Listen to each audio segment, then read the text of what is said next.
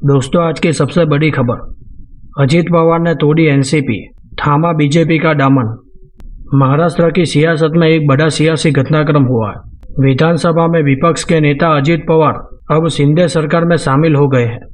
उन्होंने उप मुख्यमंत्री पद की शपथ ली है। अजीत पवार के अलावा 8 नेताओं ने मंत्री पद की शपथ ली है। वहीं अब बड़ा सवाल उठ रहा है कि अजीत पवार ने एनसीपी तोड़ी है या फिर बीजेपी का दामन थामा है। अजीत पवार ने उप मुख्यमंत्री पद की शपथ लेने के बाद प्रेस कॉन्फ्रेंस की और कहा कि पार्टी का नाम और चुनाव चिन्ह हमारे साथ रहेगा। यानी कि एक तरीके से उन्होंने एनसीपी सुप्रीमो शरद पवार को सीधे चुनौती दे दी है। अजीत पवार ने कहा कि हमारे पास सबसे ज्यादा विधायक और सांसद है और हमारे पास सरकार चलाने का अनुभव है। उन्होंने कहा कि मोदी विरोधी एकजुट हो रहे हैं, इसलिए विकास करने वाला नेतृत्व जरूरी है। हम पीएम मोदी के नेतृत्व में एनडीए में शामिल होना चाह रहे हैं। अजीत पवार ने कहा कि पीएम नरेंद्र मोदी ने पिछले 9 सालों में विकास किया है और अब हम उनके नेतृत्व में काम करना चाहते हैं। अजीत पवार की बगावत के बाद एनसीपी प्रमुख शरद पवार ने भी चुनौती दी। उन्होंने कहा कि बागियों के खिलाफ कार्रवाई होगी और मैं फिर से पार्टी खड़ी करके दिखाऊंगा। शरद पवार ने कहा कि 2 दिन पहले नरेंद्र मोदी जी ने एनसीपी को भ्रष्टाचारी पार्टी बताया था, लेकिन आज एनसीपी के कुछ लोगों को सरकार में शपथ दिला के उनको आरोपों से मुक्त कर दिया है।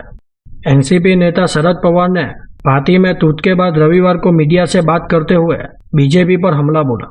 उन्होंने कहा बागियों के खिलाफ कार्रवाई होगी और मैं फिर से पार्टी खड़ा करके दिखाऊंगा। उन्होंने अजीत पवार के दावे पर कहा कि कुछ दिनों के बाद इस दावे की सच्चाई सामने आएगी। उन्होंने कहा कि कई दलों के नेताओं ने मुझे फोन किया है। ममता बनर्जी और कांग्रेस के नेताओं ने मुझसे बात की। पवार ने कहा कि महाराष्ट्र के युवाओं पर मेरा भरोसा है। मैंने महाराष्ट्र के विकास के लिए काम किया है। हमने कई बार गठबंधन में सरकार को स्थापित किया है। देश के कई राज्यों से मुझे फोन आए हैं। सभी लोगों ने मुझे समर्थन दिया है। बंगाल की मुख्यमंत्री ममता बनर्जी का फोन आया था। सभी लोगों ने मुझे समर्थन दिया। अब मैं राज्य और देश का दौरा करूंगा और पार्टी के विकास के लिए काम करूंगा। मुझे अपने पार्टी के लोगों पर भरोसा है। एनसीपी नेता शरद पवार ने पार्टी पर तूत को लेकर कहा कि मैं अपनी पार्टी को फिर से खड़ा कर लूंगा। साल 1980 में चुनाव के बाद मैं जिस पार्टी का नेता था, उस पार्टी के 58 विधायक जीतकर आए थे, लेकिन 6 विधायक छोड़कर सभी विधायक ने पार्टी को छोड़ दिया था। मैंने 6 विधायकों के साथ पार्टी खड़ा किया था। मैं फिर पार्टी को खड़ा करूंगा। वही अजीत पवार के कदम का बीजेपी ने स्वागत किया है। वही महाराष्ट्र के सीएम एकनाथ शिंदे ने कहा कि अब हमारे पास 1 मुख्यमंत्री और 2 उप मुख्यमंत्री है। डबल इंजन सरकार अब ट्रिपल बन गई है।